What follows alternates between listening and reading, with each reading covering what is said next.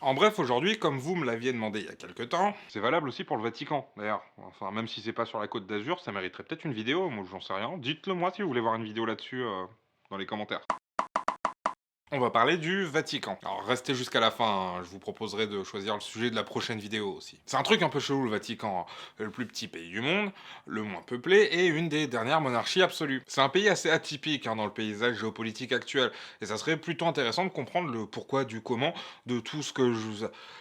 je sais plus ce que je voulais dire. Enfin bref.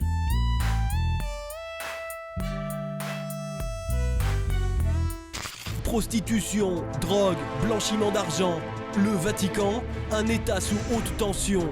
Quels sont les secrets que renferme le Saint-Siège et ses archives? La réponse, tout de suite. Ouais, oui, non, on va pas se lancer là-dedans aujourd'hui. Hein, il y a un peu de vrai. Mais bon, en même temps, quel pays pourrait se targuer de pas avoir quelques squelettes dans le placard, hein? Je- Oui, c'est le centre du catholicisme qui édicte les règles morales pour la majorité des croyants, certes. Mais bref. Le Vatican, en vrai, c'est un bail qui remonte, avant même l'arrivée de la chrétienté. Hein. À la base, c'est une colline toute pourrie. Les oracles et autres prédicateurs ayant été interdits dans l'enceinte de Rome, ils commencent à se regrouper sur un bout de terre qui s'appelle alors Vaticanus. On commence à y construire des villas, l'empereur Caligula y fera même construire un cirque au 1er siècle. Bref, un coin de Rome comme un autre, si ce n'était sans compter sur l'arrivée du christianisme. Parce que comme pour toutes les bonnes religions minoritaires à un moment, les chrétiens se faisaient pas mal bolos au début, hein. Ils servaient un peu de bouc émissaire à tout ce qui n'allait pas à Rome. Et quand une bonne partie de la ville crame, sous le règne de l'empereur Néron, ce dernier va tout naturellement blâmer les chrétiens et les faire exécuter parce que ça fait toujours bien. Parmi les chrétiens exécutés se trouverait Pierre, un des apôtres de Jésus-Christ. Alors bon, on est 30 ans après la mort de Jésus, et le premier texte attestant de la présence de Pierre sur place date de plus de 100 ans après l'événement.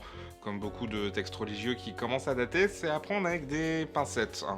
Ça pourrait autant être un événement qui s'est réellement passé, autant ça pourrait juste être une manière de renforcer un symbole. Alors, il y a même eu des fouilles archéologiques organisées par le Vatican, et on aurait retrouvé les traces d'un tombeau qui serait celui de Pierre. Oui, parce que même si Pierre n'est peut-être jamais venu à Rome, des chrétiens ont quand même été exécutés là, hein. Niveau symbole, on est déjà pas mal. Comme vous le savez sûrement déjà, le christianisme va prendre de plus en plus d'importance dans l'Empire romain, tellement que l'empereur Constantin promulgue l'édit de Milan le 13 juin 1313 qui légalise le christianisme. Parce que même si les chrétiens étaient déjà pas mal installés, environ 10% de la population à l'époque, hein, majoritairement en Asie et en Afrique du Nord. Officiellement, la religion chrétienne était interdite à Rome. Une dizaine d'années plus tard sera construite la basilique Saint-Pierre en hommage au mec du même nom, dont on n'est pas vraiment sûr s'il est déjà venu à Rome ou s'il a même vraiment existé. Encore une fois, les preuves historiques de l'existence du personnage ne sont pas si évidentes que ça. Mais rien à voir avec la basilique Saint-Pierre d'aujourd'hui au Vatican, hein. Celle-là, elle a été construite au XVIe siècle, par-dessus l'ancienne. Ce bon vieux Constantin se fera baptiser par le pape Sylvestre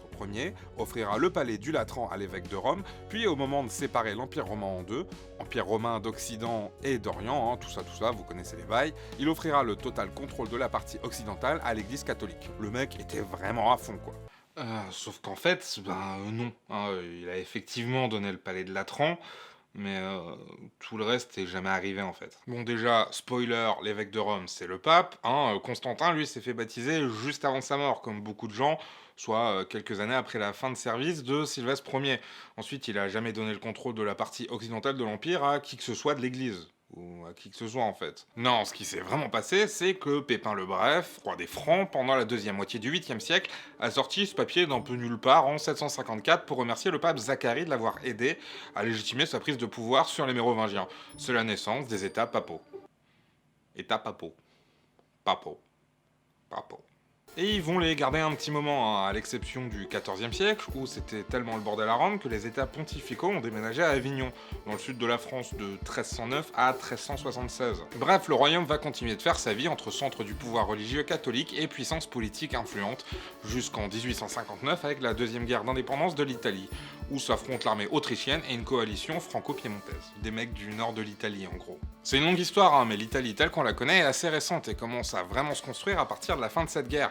Les États pontificaux seront assimilés au royaume et les papes s'enfermeront dans leur palais jusqu'à nouvel ordre. D'un côté, ils reconnaissent pas ce nouveau royaume, mais de l'autre, se proclament otages de ce royaume qui n'existerait pas. Une situation un peu compliquée, donc qui prendra fin le 11 février 1929, où un certain Benito Mussolini, alors chef du gouvernement italien, signe avec le Saint-Siège les accords du Latran. Ces accords donnent à la Cité du Vatican le statut de pays contrôlé par le pape sous la protection de l'Italie.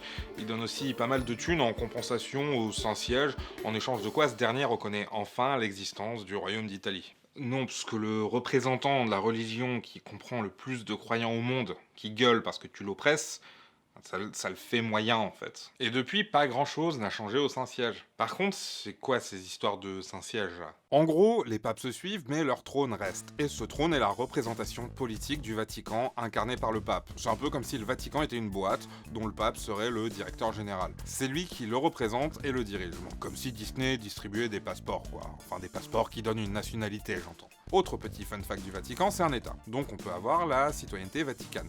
Sauf que, bon, déjà, il n'y a aucun résident fixe au Vatican, mais surtout, il n'y a que 32 femmes qui ont cette nationalité. Et la majorité des hommes ont fait vœu de célibat. Du coup, c'est un peu compliqué de faire de nouveaux citoyens. En réalité, cette citoyenneté est donnée par le pape lui-même, et peut être reprise par lui aussi. Pape qui fait office de roi du Vatican, parce que rappelez-vous, on l'a dit au début de la vidéo, le Vatican est une monarchie absolue. Monarchie absolue dont le roi est élu. C'est aussi pour ça que le pape est invité un peu partout pour rencontrer des chefs d'État. Non seulement il a la tête d'une institution qui compte plus d'1 milliard de croyants, mais c'est aussi un chef d'État. Une vidéo, c'est beaucoup trop court pour ne serait-ce qu'effleurer la complexité d'un pays comme le Vatican, ou même son histoire. C'est souvent trop court pour effleurer quoi que ce soit en général, d'ailleurs, je le répéterai jamais assez. Mais ça nous a quand même permis de nous rendre compte que, dès le début de notre ère, l'Église catholique a joué un rôle important en Europe, même si elle a dû quelquefois caler des disquettes pour gratter des terres. Et aujourd'hui, tout n'est pas tout blanc non plus, hein. Je pense qu'une vidéo sur le pape lui-même s'imposera un de ces quatre. En attendant, j'ai 2 sujets en tête pour la prochaine vidéo, et je me suis dit que ça serait sympa de vous laisser choisir en cliquant sur le petit... par là. Ou une vidéo sur La Réunion, un petit coin de France dans l'océan Indien. Au sud-est du continent africain, donc je les vois les deux au fond là, qui pensent que toutes les îles du monde sont dans les Caraïbes là. Ou une un peu plus chill qui parlerait de pays qui n'arrivent pas à se mettre d'accord sur des bouts de terre. Alors ça a pas l'air ouf dit comme ça, mais je vous jure que c'est intéressant. Je voulais aussi dire un grand merci à Superflamme qui m'a fait une voix façon reportage au début de la vidéo là. N'hésitez pas à aller voir sa chaîne, il fait un Jean-Pierre Pernaut plus vrai que vrai. Et moi je vous dis à la prochaine. Ciao.